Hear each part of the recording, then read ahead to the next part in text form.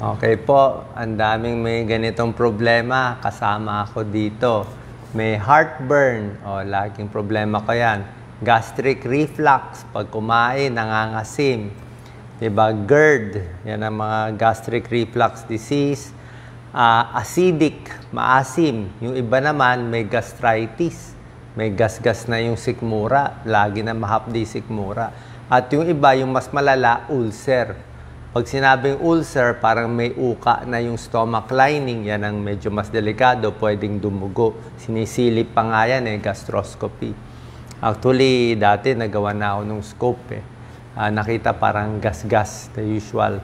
So, ano ang lunas natin dito? Anong pwede bang home remedy na kung pwede nga, hindi na lang iinom ng gamot? Pero syempre, ang disclaimer ko, punta kayo sa doktor nyo, gastroenterologist. Yung sa akin, home remedy lang. Kasi para sa akin, na-try ko na rin yung gamot Like sa mga heartburn, sa mga acidic. Usually yung gamot, sandali lang epekto, tsaka hindi rin ganun kaganda yung epekto sa akin. Parang nandun pa rin yung sintomas. Para sa mga ganitong sakit, kung hindi naman malala, heartburn, acidic, gastric reflux, mas maganda sa akin yung lifestyle change.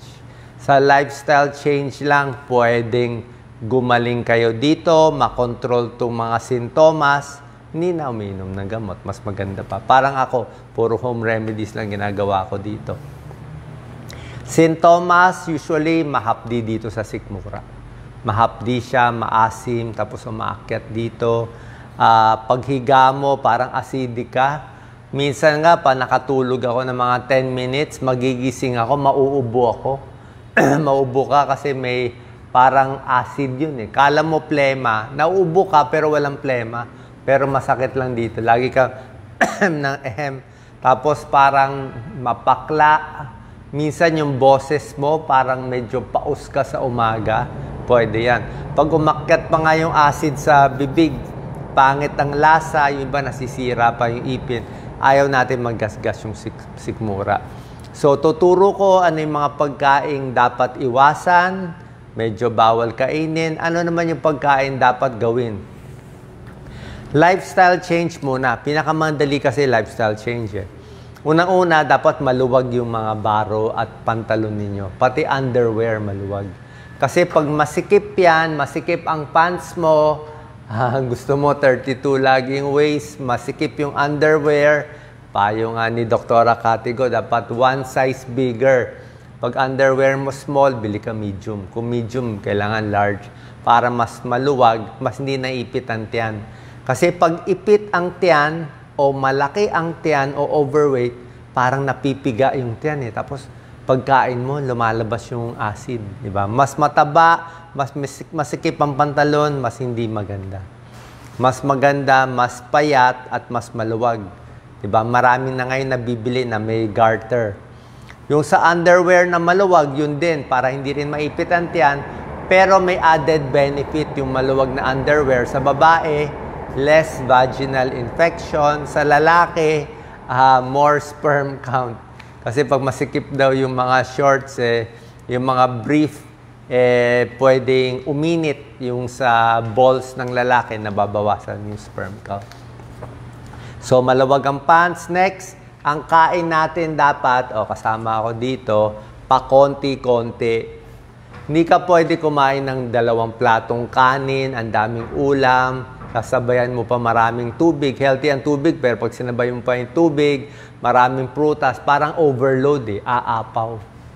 Diba? Tsaka tataba ka, ma-expand lang yung tiyan mo. Pag nasanay ka sa 2 platong kanin, kailangan mo lagi kumain ng 2 platong kanin kundi or else hindi ka mabubusog.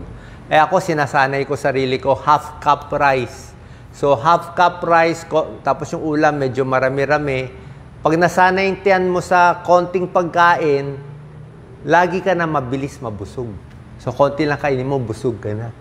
Pag kumain ako 1 cup ng rice, parang bondat na bondat. Kasi nga, yung tiyan mo parang lumiliit Nasasanay na siya sa mas konting pagkain. Yan din sa GERD, yan din sa nagpapapayat. So, pag konti kinakain mo, mas di aapaw yan. Tapos, bagong kain, bawal humiga. Di ba? Lalo na sa gabi, pag matutulog ka, alas 10 ng gabi ang tulog mo, hindi ka na pwede kumain ng 9 p.m. o 8 p.m. 2 hours lang yun eh.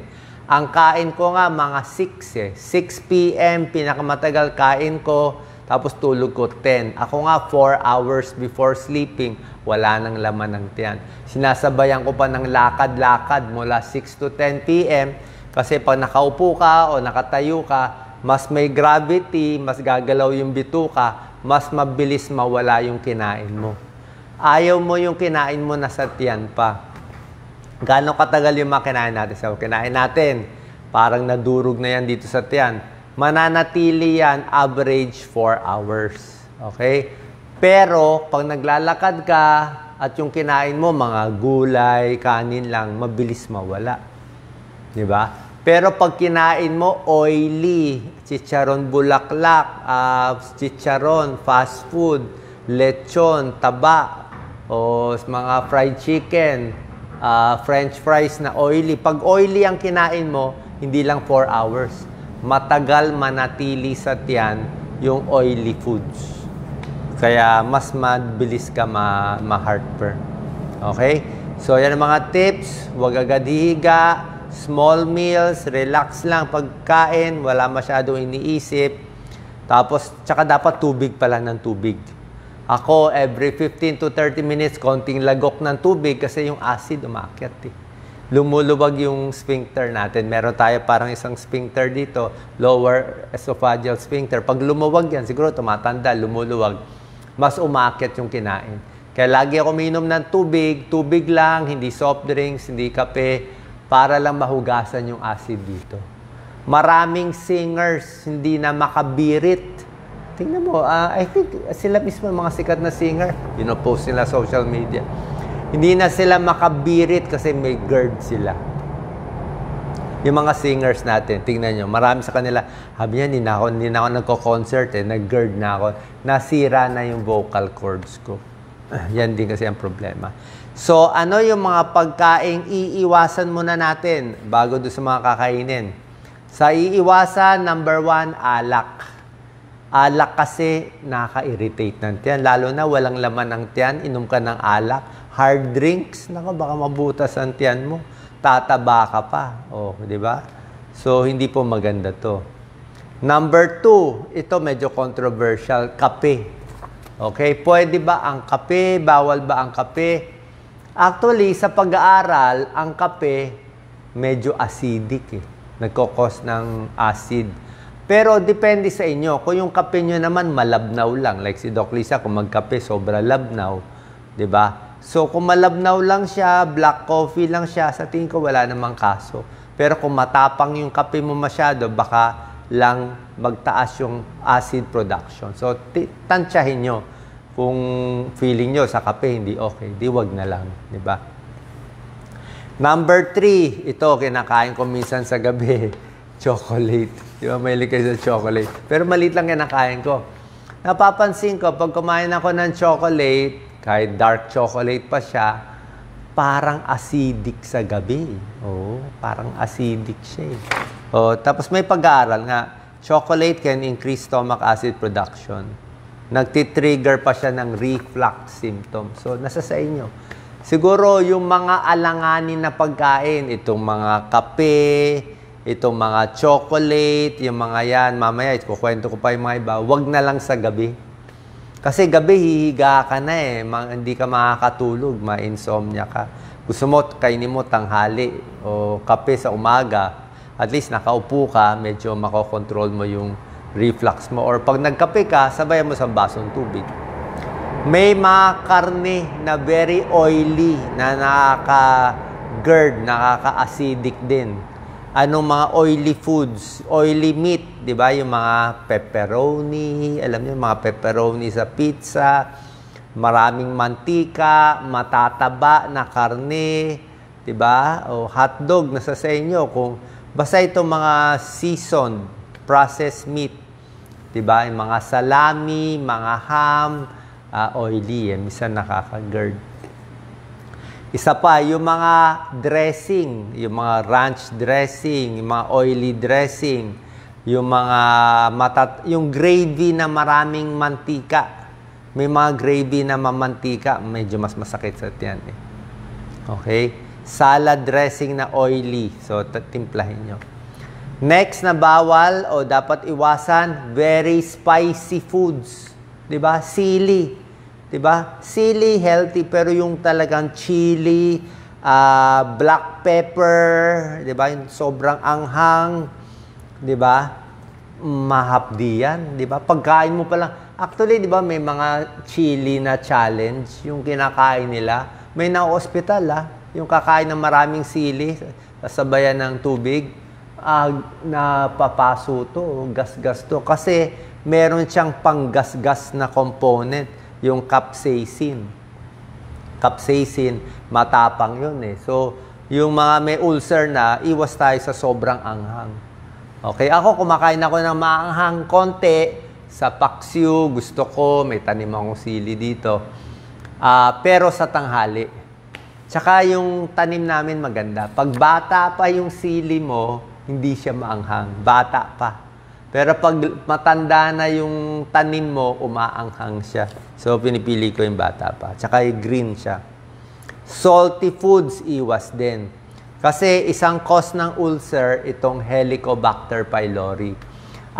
Isip niya ulcer yan, di ba? Hindi ka kumakain, stress ka. Pero ayon sa pag-aaral, kung may uka na yung tiyan, isang cause nito ay may bacteria sa tiyan. Ang pangalan ng bacteria, Helicobacter pylori. Kaya ang salty foods, junk foods, medyo nakakadami nitong Helicobacter pylori. Kaya ayaw natin to. Yun naiiwasan natin. Okay? So, yan yung mga iiwasang pagkain, spicy, chocolate, at mga oily foods, mga alcohol, at iba pa. Ano naman ngayon yung pagkaing lunas, na itong lunas ko talaga, na pwede nga walang gamot para sa akin eh. So, para sa akin, ang lunas ko talaga, tubig. Di ba? Tubig, hot water lang, mahapdi ang tiyan. Pero ang tubig ko, hindi yung 2 basong inom konti lang, mga 3-4 na lagok sa isang baso, siguro 1/4 lang. Konti lang. O hot water lang, tapos mamaya pahinga na. After 15 minutes, hot water na naman, konti, ayan. Para lang mahugasan yung tiyan natin. Yan ang maganda. Para yung acid lang, malinis lang siya.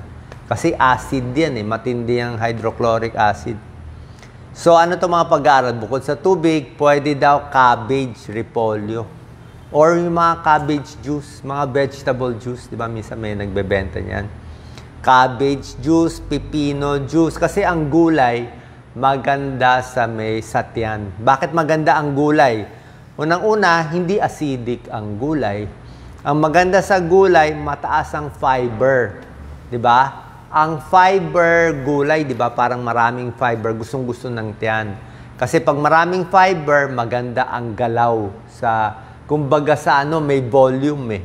May volume, di ba? Kumain ka ng kangkong, 2 tasa. May volume yan eh, di ba? Maraming fiber yan. Tuloy-tuloy yan. Pag dumumi ka, tuloy-tuloy ang traffic, lalabas. Pero pag kinain mo 2-4 na pork chop, hindi ka naggulay, ang mangyayari sa pork chop, pag nakain mo, titigas siya eh. Titigas. Walang fiber, konti lang fiber. So, pagkain mo nito, pagdating sa dumi, ang tigas. Parang, kaya paglabas sa puwet natin, almoranas ang labas, di ba? Ang hapdi, ang laki, di ba? So, pero kung maraming gulay, kita mo, ang dumi mo, green. May fiber ka pa makikita.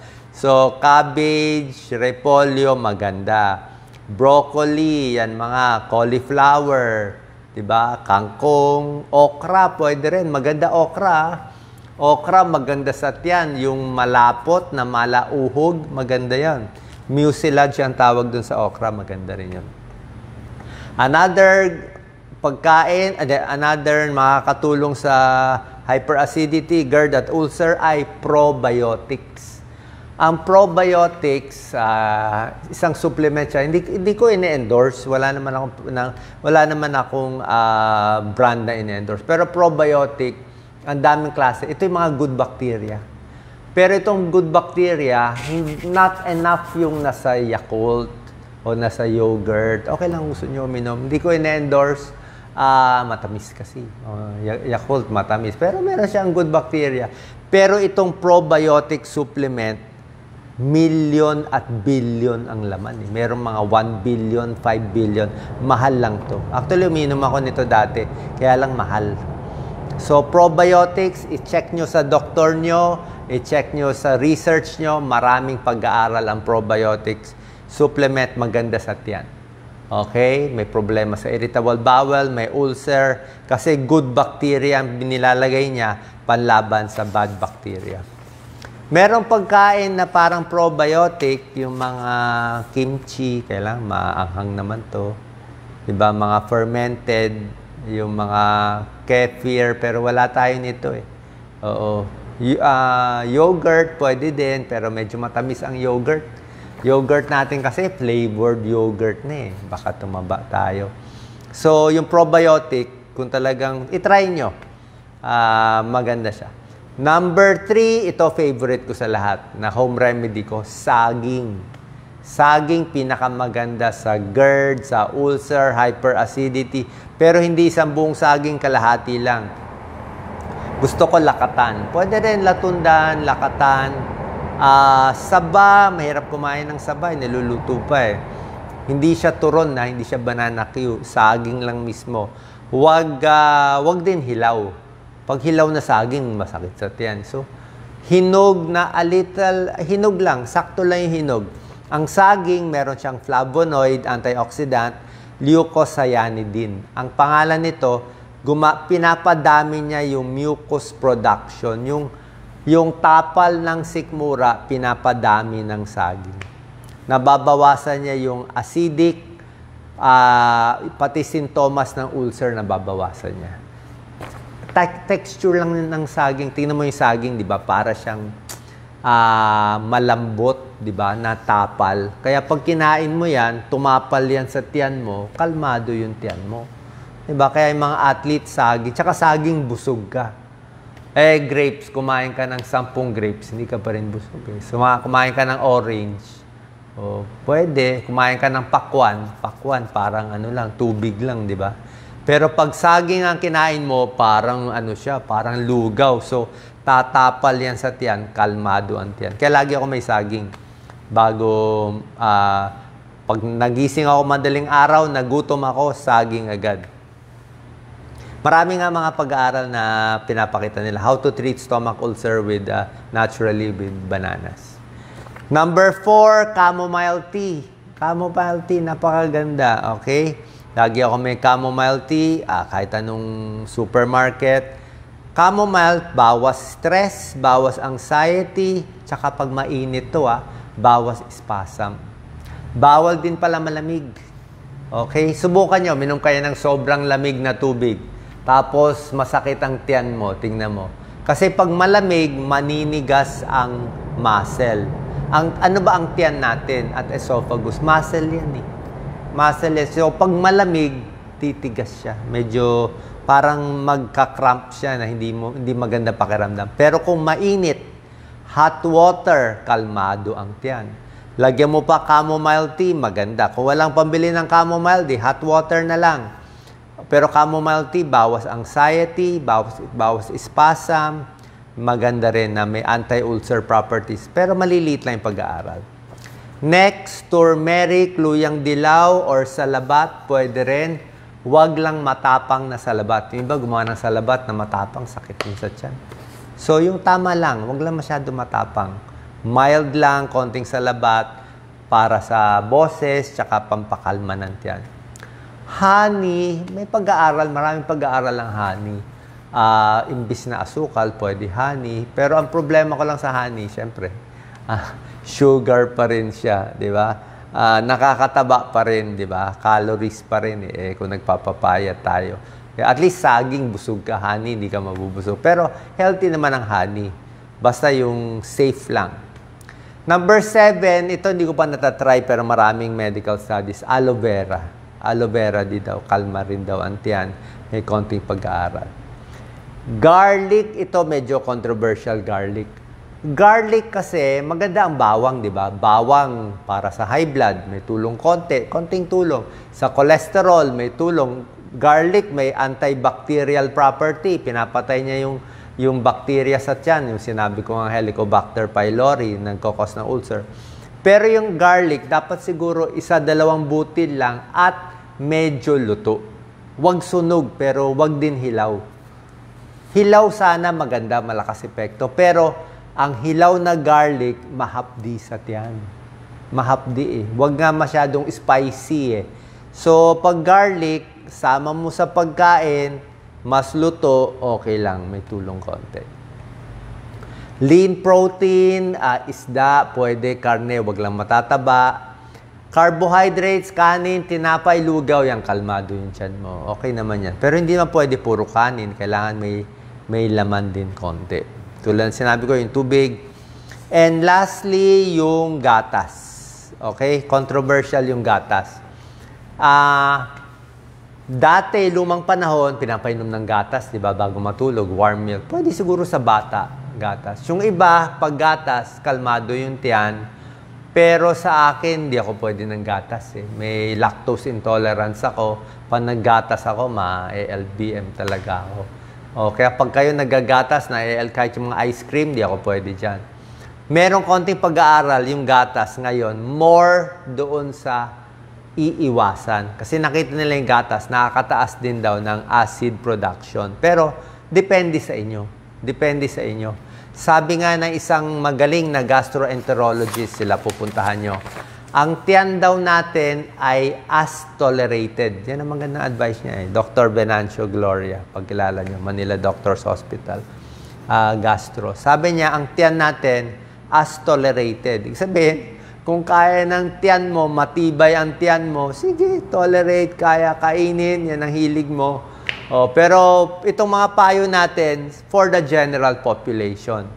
Sa akin, yan ang mga ayaw ko, gatas, chips, taco chips, hindi ako mga tortilla, nako, makulutyan ko dyan. Junk food, hindi ako pwede dyan. Diba? So, depende yan sa inyo. So, pag tingin nyo okay naman sa inyo itong pagkain, di mas itry nyo. Pero yun na nga payo natin, saging, mas nakaka-relax, mga gulay, pwede yan, probiotics, chamomile tea, tapos yung mga carbohydrates, saka less fatty meat. Okay? Share po natin sa ating kababayan. Kailan pupunta sa doktor? Pupunta sa doktor pag sobrang nasakit ang tiyan.